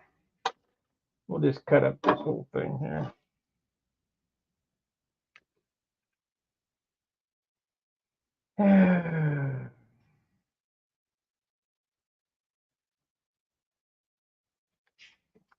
Haven't tried that glue yet. I buy sticky back paper, but I watch you use it, and it sure looks like it works good. So we'll give it a whirl. I just went and bought belts today for the sander, 60 and 120. If I could have found a 36 or 24, I'd have bought that. They didn't have none. 60 or 80, that's all they had.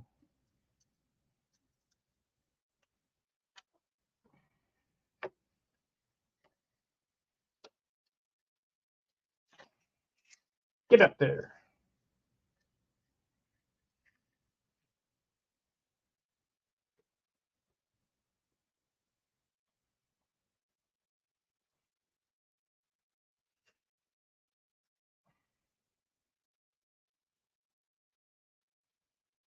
I'll just cheat it. We just cheated.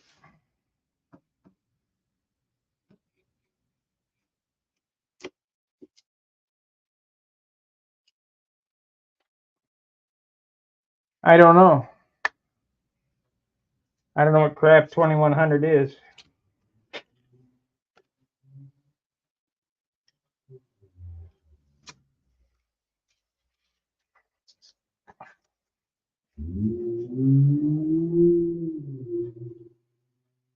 All the building techniques I know and all the stuff I use, I try to stay away from newfangled stuff. I know this stuff works. So if it's a glue, I don't know about it. If cover, I don't know what it is. Everything I do is old school, from the 60s and 70s.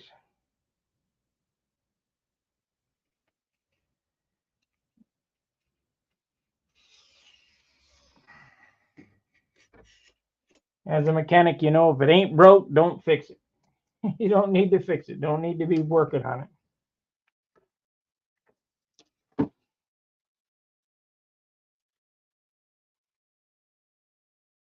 When my way quits working, I'll figure something else out.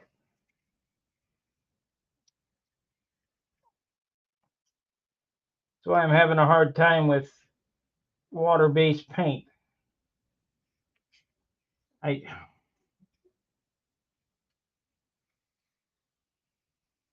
From what I understand, you can paint over that acrylic paint, dope over that acrylic paint. I just don't know what if you put tape on it, is it going to peel the paint up, or there's just too much work involved in this stuff to be experimenting.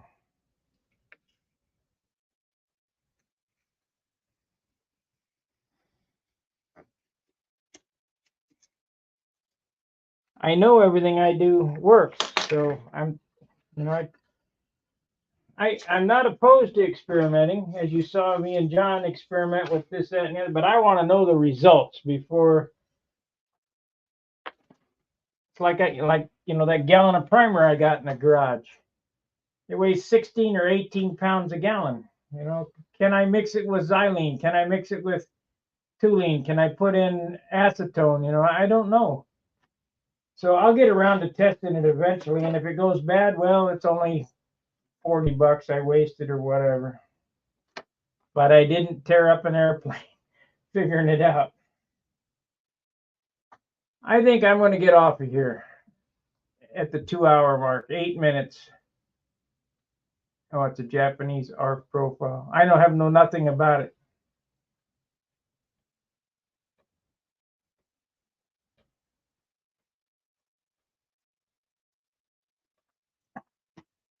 I have a real disdain for people who build stuff who pee on their food. So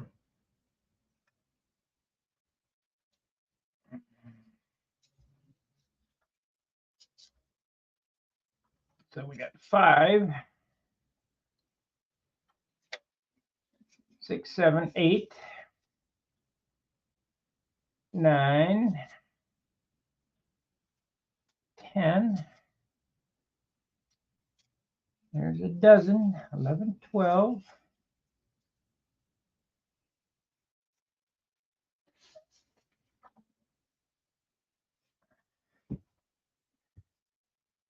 That's 12.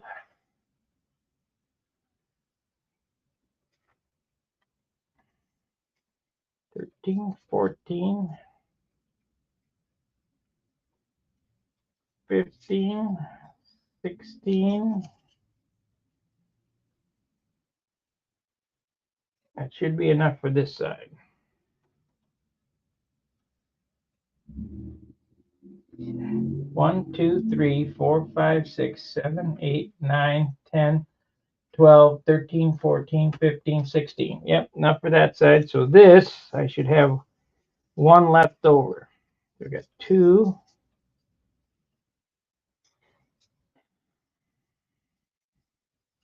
4.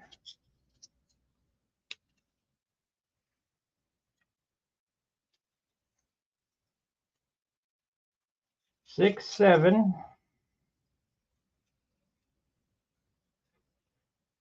6, 7. 8, 9. 10. 11, 12. 13. 1, 2, 3, 4, 5, 6, 7, 8, 9, 10, 11, 12, 13, 15, 13, 14. I got exactly the right amount. Okay.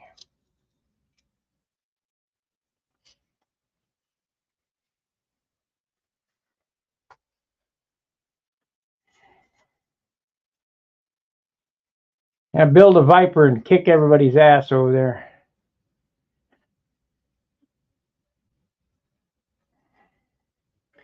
A lot of work, though.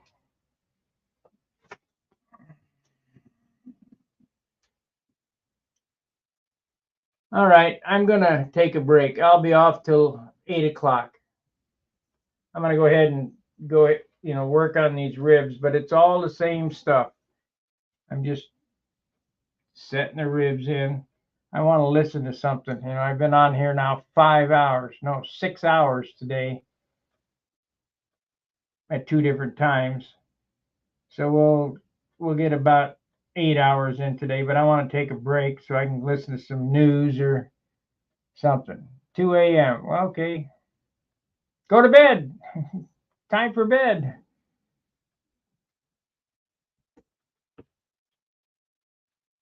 Two hours from now, go to sleep. Be 4 o'clock in the morning before I come on there.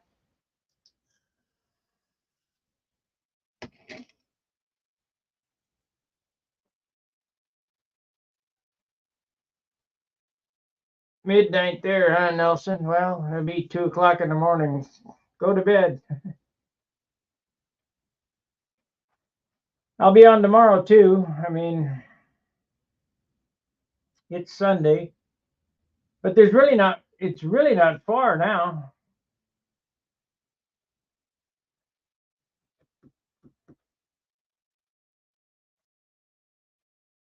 Portugal. Bienvenidos.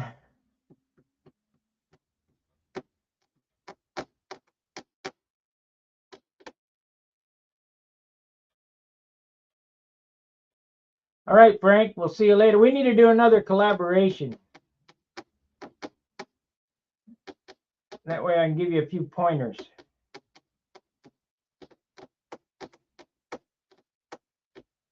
for your guys. All right. I am going to end the stream. We got 3 minutes. You guys got any questions? See you, Nelson. You guys got any questions before I get off of here for a couple hours?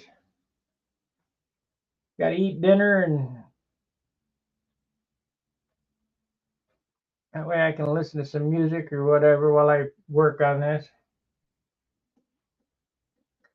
Coming out nice. It's not coming out as light as I'd like, but didn't expect it because the weight of the wood that I used. But it'll be a nice airplane nonetheless. All right. Like, subscribe, and share. Thank you for the super chats. Thank you for the support. The plans for the Viper will be on sale soon. I don't know whether Steve's fixing those right now, but the